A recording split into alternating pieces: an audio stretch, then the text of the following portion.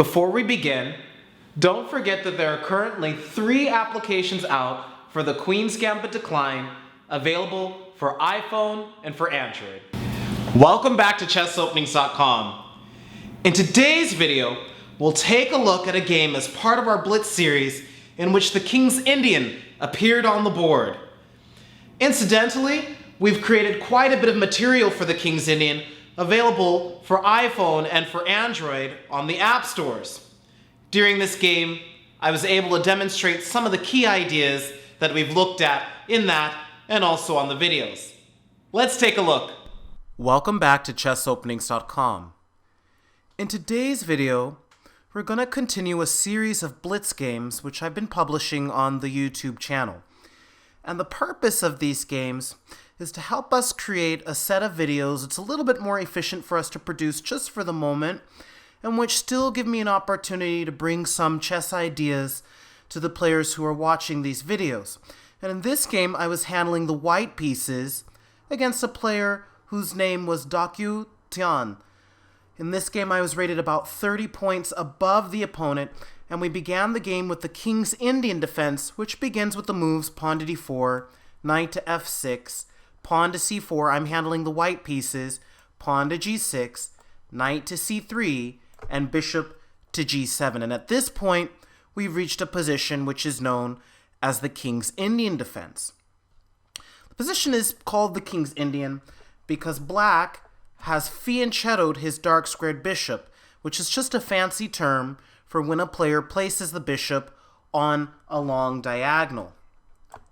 Now, many players, when they see this move, think that perhaps what we're aiming for is to make use of this bishop at a later phase of the game, but in fact, quite often, this bishop ends up being a problematic piece for black down the road, because later on, black often plays the move pawn to e5 directly in front of the bishop. So this is not quite the idea of the King's Indian. To begin with, in this position, the basic idea is that black is getting on with his development very quickly here. He's able to castle on the next move, and he's also playing a little bit of risk in the center. After the move e4, which I played in the game, castles, and now it's usually not in white's best interest to play e5 because after knight e8, this center can be undermined very quickly. And in fact, this is black's general strategy. He's going to avoid placing pawns in the center, and then later on he's going to identify how he wants to place his pawns in the center, and ideally he wants to capture some of these pawns in the center or provoke white in moving them forward in a way which creates weaknesses for white. In fact, this is what can make having a space advantage a little bit trickier for the player who holds it. If these pawns don't manage to create real threats or to compress the opponent's position, what can end up happening is that later on, the advancement of these pawns can actually create weaknesses in the position. So utilizing a space advantage takes some skill. In this game, I continue knight f3, which is the well-known move here, d6, bishop to e2, and now the opponent plays the move pawn to e5. A move pawn to c5 is also available here, but it's played much less often. And I went into great detail about this move in a couple of my applications that we've produced for iPhone and for Android, which are available for about $5 or $6. You can find those on the iPhone store or the Android store, and they are entitled The Kid Classical, Kid being a name for the King's Indian defense. You can check those out at any time. But for this game, black goes with the main strategy, pawn to e5, castles, and then knight to c6. So now he's creating some real pressure against the d4 pawn and putting the onus on white as to how he wants to address this pressure. One way, for example, is bishop e3, but then black will kick the bishop with knight to g4, and this position has a reputation for being almost sufficient counterplay for black, but here white still generally gets a slight advantage. But I went for the main line d5, knight e7, and now knight to e1, which is simply preparing to bring this knight out to the d3 square and then bring the pawn up to the c5 square, and also my bishop can come out to e3. If I play that right here, I again have to deal with the idea of knight g4. So first, I'm controlling the g4 square, then I'm going to bring this bishop out to e3, which is one of my favorite plans. Now, in my opinion, the whole idea of the King's Indian in these positions is that black is going to start playing for the move pawn to f5 here and start a kingside expansion and hopefully attack on his side. So he plays the move knight to e8. Now, as I explained in one of the applications, I believe knight d7 is a better option here. My opponent plays knight e8, I play bishop e3, f5 is played, preparing to bring the pawn up to f4. I play f3, f4, bishop to f2, g5. So this is what makes the King's Indian so attractive to players handling the black pieces. Ideally, black is going to roll these pawns forward and start maneuvering his pieces in such a way as to create a kingside attack. In the meantime, theoretically, black should be worse in this position because white has more space in the center. The pawn on d5 is far more advanced than the pawn on d6, and the pawn on c4 is far more advanced than the pawn on c7. So white is able to start creating concrete threats against the queen side quite a bit sooner than black is able to create concrete threats against the king side. However, the argument is that black's attack against the king side is played for higher stakes. If black manages to checkmate the king, that's the end of the game. So there are many games where white ends up going up in material on the queen side, but he ends up getting checkmated anyway. And so black is simply arguing that the value of his attack is higher, even though it might be a little bit slower. So I play the move pawn to c5, and by the way, again, this is why I believe the knight belongs on d7 rather than on e8 in this position, because this makes it a little bit easier for white to play c5. h5 was played, and now an important move. This is a blitz game, so it's very important to kind of know how these structures play out. And here I play the move pawn to a4. This is a very good move. There are a couple of ideas here, and we're going to get to see what's going on here in just a moment. So knight to f6 was played. He's trying to get this move g4 in, and at the current moment, this point is overprotected by white. So I would just simply win a pawn if he goes for g4 immediately. So first he plays knight to f6. Now I captured, black captured, and I played knight to b5.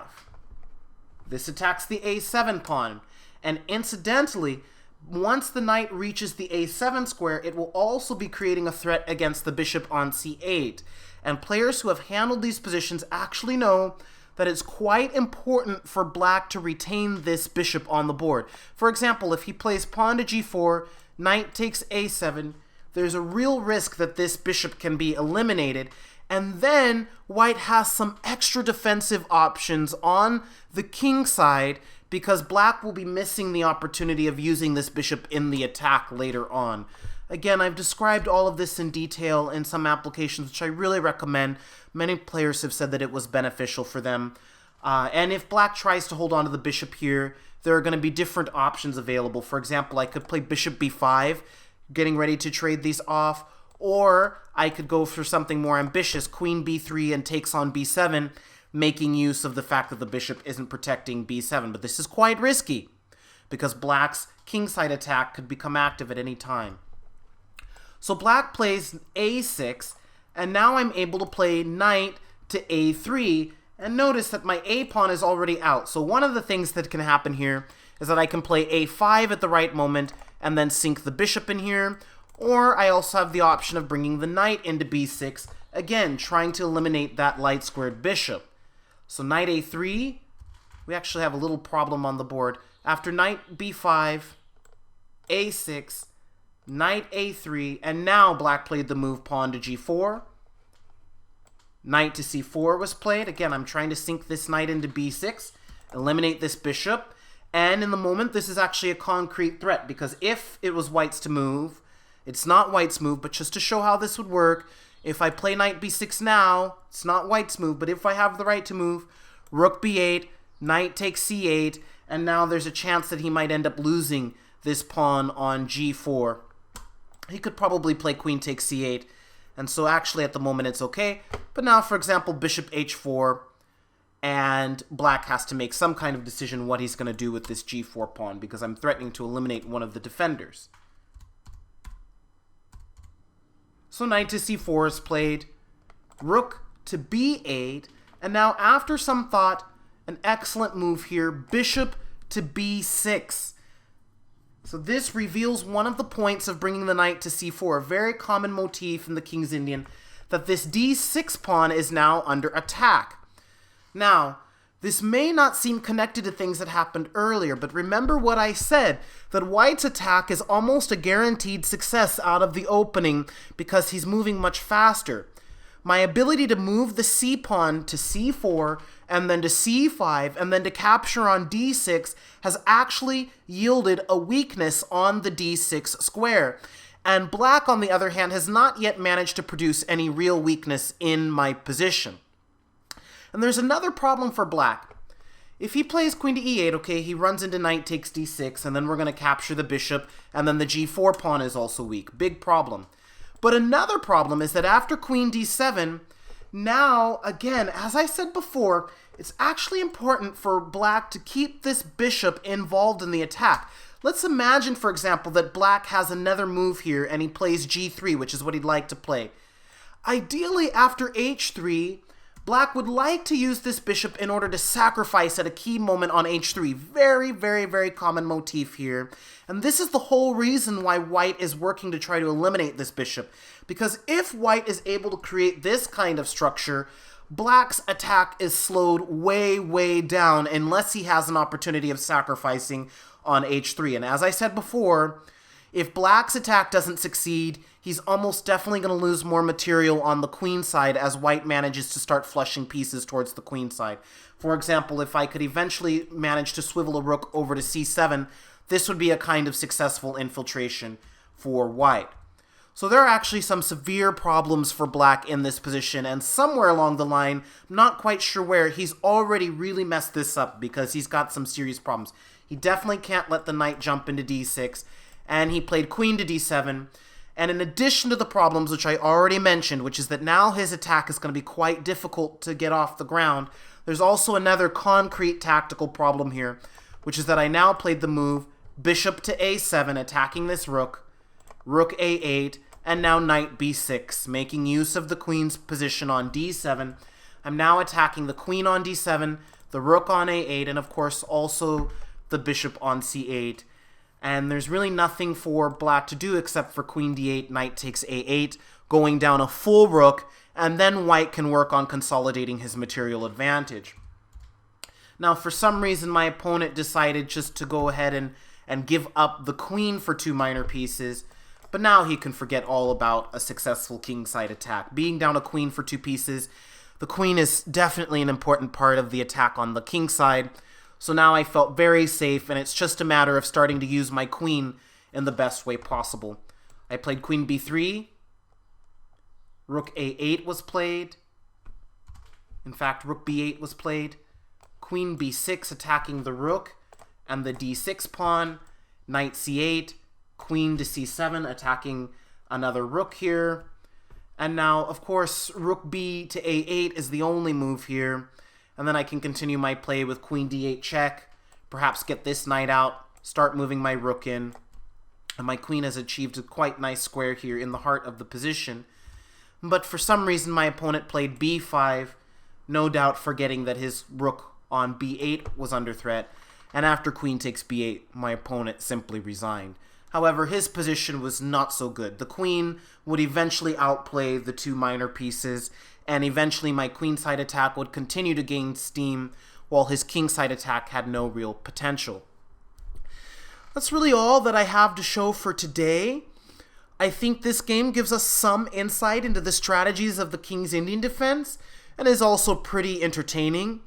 Again, it would behoove me to suggest that for players who are interested, they take a chance of looking at the apps which we've produced on the King's Indian opening. I really enjoyed making those apps, and I feel like there's a lot of great value in them. So definitely check those out if you have a chance. Otherwise, I'm very sincerely appreciative that you've taken some time out of your life in order to look at some chess with me here today. And I hope that you found this video very pleasant, very enjoyable, very instructive. That's all for today, and we'll see you again soon. Before you go, be sure to check out the 2 applications we have available for the King's Indian Defense, available for iPhone and for Android.